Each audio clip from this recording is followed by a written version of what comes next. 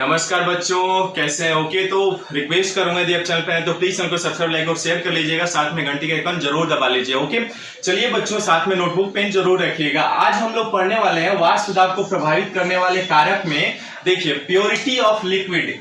आज इस वीडियो में हम लोग पढ़ेंगे प्योरिटी ऑफ लिक्विड और भी कुछ इंपॉर्टेंट जो फैक्ट्स हैं, यानी जो बातें हमें इंपॉर्टेंट है राउल्ट के नियम के लिए, उसको आज तैयार कर लेंगे। ठीक है, पहला हमने पढ़ चुके थे द्रव की प्रकृति कैसी होनी चाहिए, ताप का प्रभाव, क्वथनांक, और आज हम पढ़ेंगे प्योरिटी ऑफ लिक्विड। बच्चों, यदि आपने प्रीवियस क्लास नहीं देख रखा है तो डिस्क्रिप्शन पे लिंक है या प्लेलिस्ट में वीडियोज लेक्चर्स अवेलेबल हैं, आप वहां से देख लीजिएगा। ठीक है, तो चलिए हम लोग पढ़ते हैं प्योरिटी ऑफ लिक्विड। यानी जैसे देखिए, दो पात्र ले लीजिए, हमने दो पात्र ले लिया है ना, इसमें हम ए टाइप के द्रव भर लिए है ना, ए टाइप का द्रव भर लिया, और दूसरे में बी टाइप का द्रव भर लिया है ना, बी टाइप का द्रव, यानी द्रव इसमें भी है और इसमें भी है। ठीक है बच्चों, कर लिया। और मान लीजिए आपने यदि इसमें प्योर भरा है, प्योर यानी किसी भी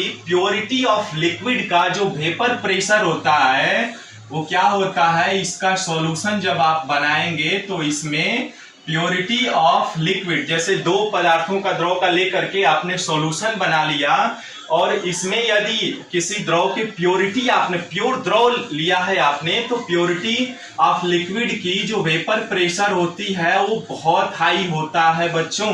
और इसीलिए डॉक्टर के पास आप जाते हैं ना, तो डॉक्टर क्या बोलता है कि दवा जो आप खाइएगा ना वो गर्म पानी से खाइएगा। ठीक है बच्चों, या ताजा फ्रेश वाटर से।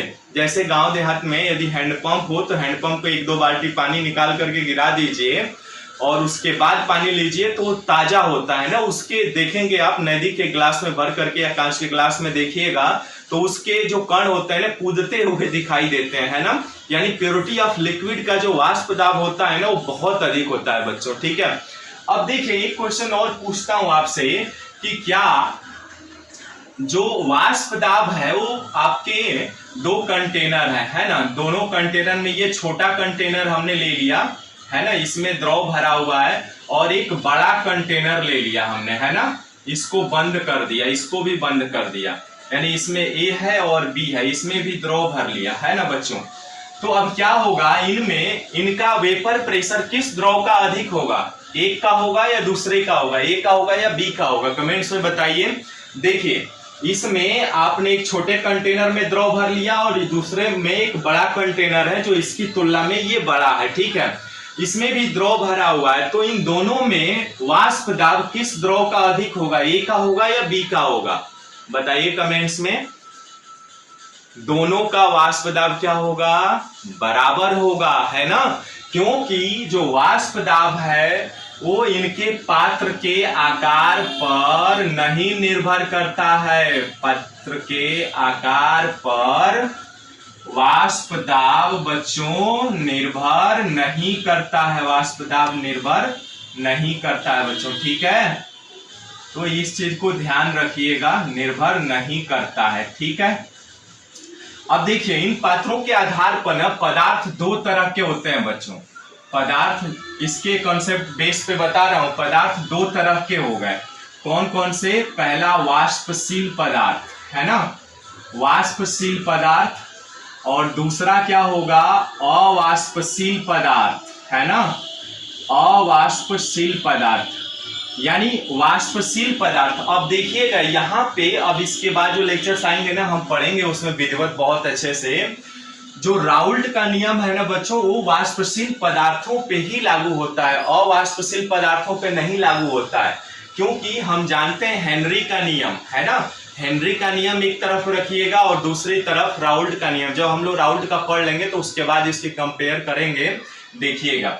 तो वाष्पशील पदार्थ कौन कौन से हो जाएंगे बच्चों, क्या आप जानते हैं वाष्पशील पदार्थ कौन कौन से हो जाएंगे, बताइए। जैसे मान लीजिए आपका वाष्पशील पदार्थ हो जाएगा क्या, H2O हो जाएगा ना, H2O है, या यहाँ नमक ले लीजिए, वह वाष्पशील पदार्थ हो जाएगा है ना, और भी हो जाएंगे जैसे CH3OH है ना, मेथिल एल्कोहल हो जाएगा आपका वाष्पशील, या अवाष्पशील पदार्थ आपका नमक हो गया। और बताइए कमेंट्स में क्या क्या होंगे, और भी बहुत सारे होंगे। और क्या क्या होंगे बच्चों बताइए जरा। नमक हो गया, ग्लूकोज हो गया, सुक्रोज हो गया, यूरिया हो गया, है ना। नमक हो गया, ग्लूकोज हो गया, सुक्रोज हो गया बच्चों, और आपका यूरिया हो गया, और भी बहुत सारे पदार्थ होंगे, ठीक है। तो पदार्थ दो तरह के होते हैं इस कॉन्सेप्ट बेस के आधार पर, वाष्पशील पदार्थ और अवाष्पशील पदार्थ, ठीक है। अभी हमने देखा इनके कारकों का, तो राउल्ट का जो नियम है बच्चों वो वाष्पशील पदार्थों पे ही लागू होता है। अभी इसके नेक्स्ट लेक्चर्स में बहुत इंपॉर्टेंट लेक्चर्स है बच्चों, देखना ना भूलें। इसलिए चैनल को सब्सक्राइब, लाइक और शेयर कर लीजिएगा, साथ में घंटी का आइकन जरूर दबा लीजिएगा, ऑल पे बेल आइकन प्रेस करके, ठीक है।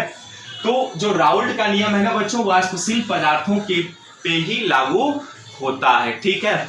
तो नेक्स्ट वीडियोज में हम लोग राउल्ट का नियम देखेंगे और उसके बेसिक कॉन्सेप्ट्स जो भी हैं हमने लगभग तैयार कर लिया है, अपने आप को मजबूत कर लिया है, ठीक है। मिलते हैं फिर नेक्स्ट वीडियो में।